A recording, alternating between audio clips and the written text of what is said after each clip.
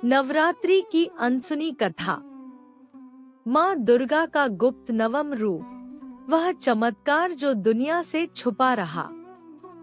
जय माता दी दोस्तों, वीडियो को देखने से पहले अनसुनी कहानियाँ को लाइक करें, शेयर करें और सब्सक्राइब करें। आरंभ।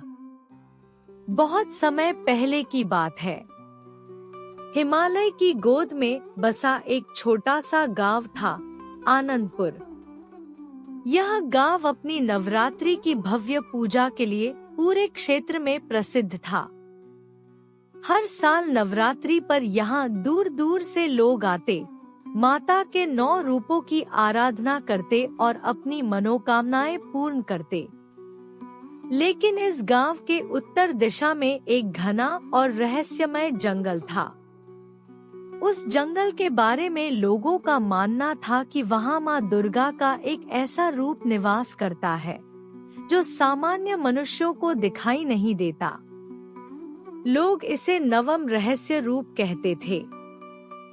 गांव के बुजुर्ग बताते थे कि सैकड़ों वर्ष पहले गांव के कुछ साधकों को उस देवी के दर्शन हुए थे, परंतु उसके बाद कोई भी इतना पवित्र और निष्ठावान नहीं मिला कि वह उस देवी को देख सके। कहते हैं, जिसने इस रूप के दर्शन किए, उसका जीवन बदल गया और उसका वंश 7 पीढ़ियों तक सुखी रहा। लेकिन अगर कोई अशुद्ध मन से उसे देखने की कोशिश करे, तो उसका जीवन अंधकारमय हो जाता था। इस रहस्य के कारण कोई भी उस जंगल में जाने का साहस नहीं करता था। मुख्य पात्र का परिचय। गांव में सावित्री नाम की एक महिला रहती थी। सावित्री विधवा थी और उसका एक ही बेटा था, गोपेश। गोपेश बहुत ही होनहार और प्यारा बच्चा था, लेकिन अचानक वह एक गंभीर बीमारी से ग्रस्त हो गया। गांव के वैद्य, मंत्र तंत्र, पूजा पाठ सब कराए गए, पर कोई असर नहीं हुआ। सावित्री दिन रात बेटे की सेवा करती, लेकिन उसकी आंखों में निरंतर आंसू रहते।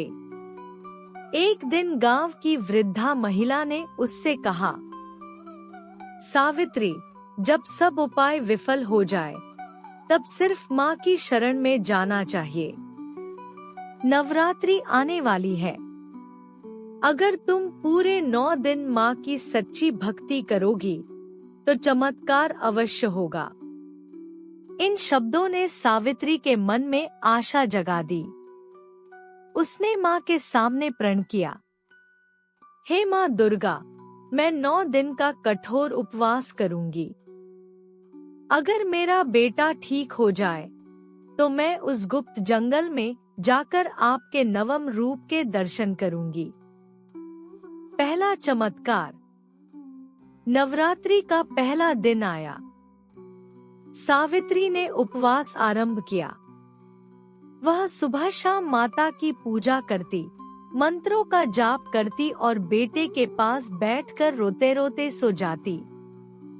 तीसरे दिन की रात को सावित्री को एक अद्भुत स्वप्न आया। उसने देखा कि उसके घर में सुनहरी रोशनी फैल गई है। एक दिव्य आवाज गूंजी, सावित्री, विश्वास रख, भय मत कर, तेरे बेटे की रक्षा होगी। सावित्री ने नींद खुलते ही देखा कि उसका बेटा हल्की मुस्कान दे रहा था। उसकी सांसें अब सामान्य हो चुकी थी। गांव के लोग हैरान थे। सबने इसे माँ की कृपा माना। जंगल की यात्रा। नवरात्रि के अष्टमी की रात, सावित्री ने गांव के किसी को बताए बिना अकेले जंगल की ओर प्रस्थान किया। जंगल में प्रवेश करते ही अजीब सी ठंडक महसूस हुई। चारों ओर घना अंधेरा था। पेड़ों की टहनियों से हवा ऐसे सरसराती मानो कोई मंत्र फुसफुसा रहा हो। सावित्री के कानों में अचानक ढोलन गाड़ों और मंत्रोच्चारण की धीमी गूंज सुनाई दी। वह उस दिशा में बढ़ी। चलते चलते उसने देखा कि सामने एक विशाल पीपल का वृक्ष है, जिसके नीचे एक छोटी सी चौकी बनी है। अचानक वहां 9 दीपक अपने आप जल उठे। हर दीपक एक अलग रंग की लौ से जल रहा था। लाल, पीला, नीला, हरा, सुनहरा, चांदी, नारंगी, गुलाबी और अंत में एक शुद्ध सफेद लौ। जब अंतिम दीपक जला, तो वहां एक अलौकिक देवी स्वरूप प्रकट हुआ।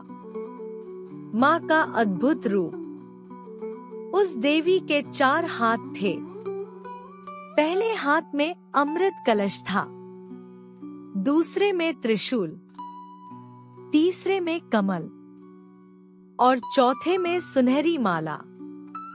उनका चेहरा ऐसा तेजोमय था कि सावित्री आंखें नहीं मिला पा रही थी।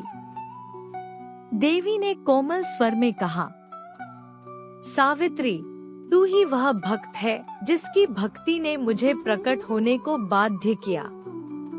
मैं वह रूप हूँ जिसे लोग भूल चुके हैं, माँ शुद्धात्मा, जो मन की पवित्रता और सच्चाई की देवी है।